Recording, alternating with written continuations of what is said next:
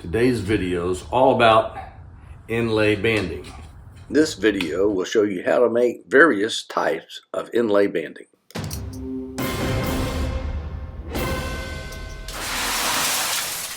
So I've made small banding, different colors.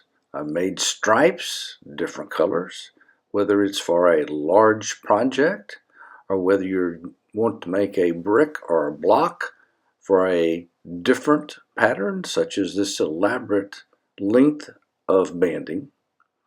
It all starts with the brick, and here's a brick I'm assembling with the veneering on each side.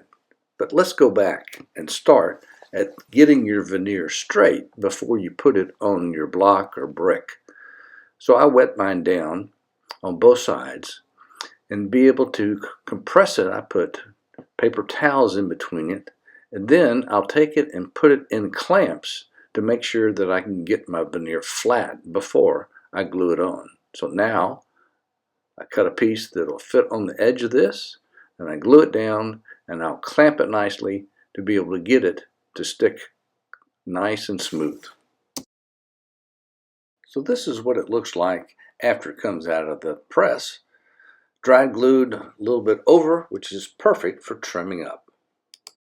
So sometimes I'll have people ask me, where do you get your stuff for your inlay banding? I mean, this nice little board I made here is basically all from scraps.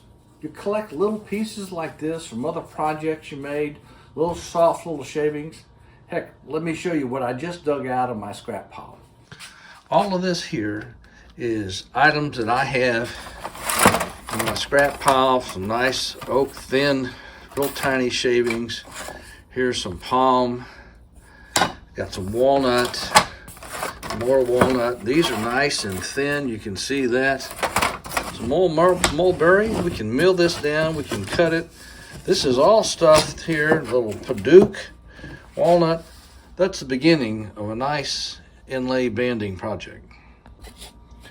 Now here's 3 pieces I have already glued up. This looks like it has some pear here with sandwiched walnut in between, and this is just the opposite, walnut with pear in between. And so you can take this, and I can put these 3 guys together like this, and you can see that's the beginning of a nice banding project right there alone, whether you want it thinner or thicker, add more, or go as it is. Another way to get started with your inlay banding is to use offcuts from prior projects. This is one I had made a sample, and I said, well, I might make a box out of that. So I had these pieces of oak that had the walnut veneer in here, and so these are basically the pieces I didn't use in that project.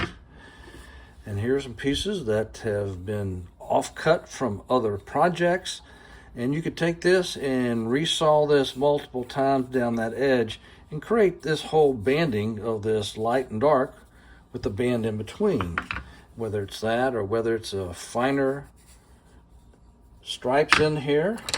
Here's a little piece of Paduke and maple, and that's ready to go if you want a particular stripe in there. Here's a little piece that has Bradford pear and walnut. This was from a little box I had left over.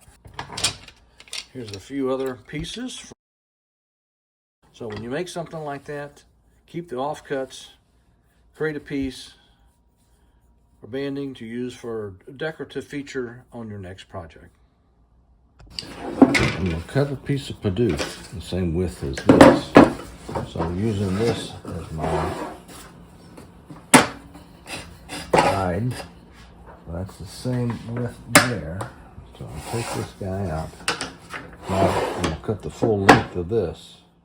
So here I'm cutting the Paduke to the same thickness as I had for this lighter wood. It's just a matter of cutting enough pieces to match up even number. 2 inches, 1 3/4 by 17. So I'm going to cut this guy in half this way and then in half this way. So I'll cut them in half lengthwise and stacked them. So now we have a double stack. So now I'm going to cut them down the middle this way and we'll stack them. So I cut them widthwise. I have 4 pieces, and I'm going to end up with 8 pieces all together. So now I have my 8 strips, and I want to do a staggered pattern. So now I'm going to take these and put them in, cut them to 1/8 inch lengths, and we'll build the staggered pattern. So I get out my small part sled and I put a stop block at 1 inch.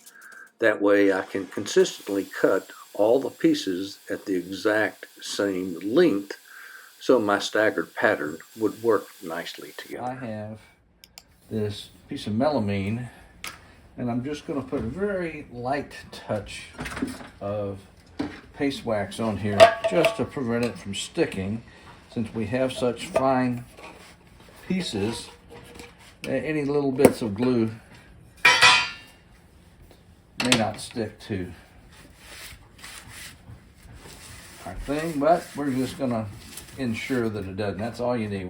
So to begin this banding pattern, I get out a little dish and put some glue in it, and I take the first pieces and just put glue on the end, so I'm doing butt joints on the end. And then the second and third and successive rows, I paint one side and the end with the glue to be able to get it to stick together. And then I push it down with the weight, and this is what we get in the resulting pattern after the clamps, and then here it is out of the clamps. Now we get to the sanding part. So we take our sides and make sure we knock off all the glue to where we have both sides nice and smooth.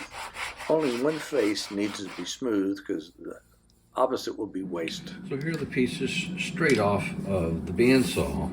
Nice thin coat cut on each one of these. 1, 2, 3, 4, 5, 6. And you can see the last one has little holes in it, as the backside was never smooth and never meant to be used. But we got some usable parts in there.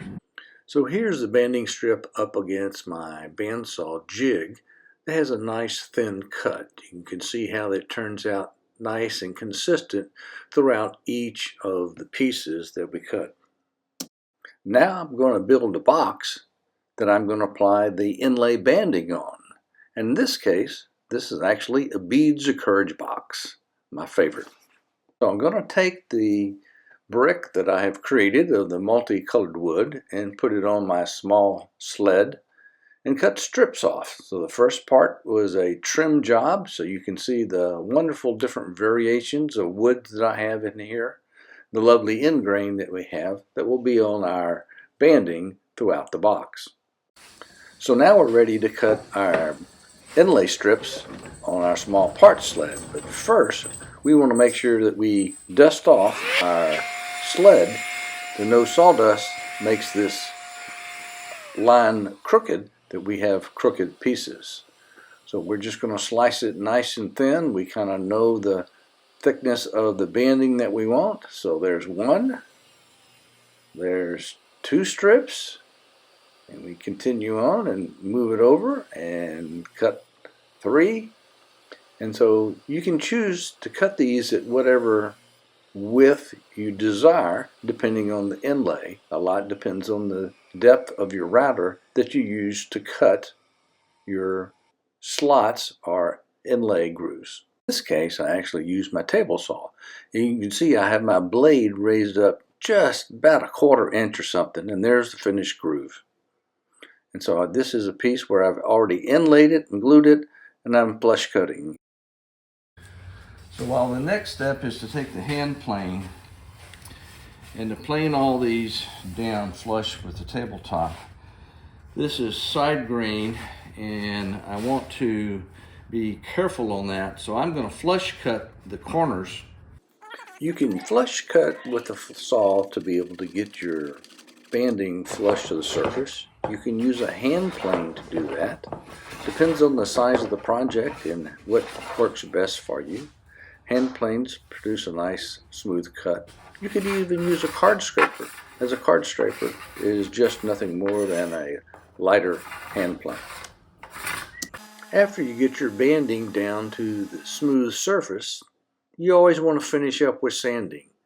In sanding, and sanding until you can't tell difference between the banding and your surface. Well, hold on a second.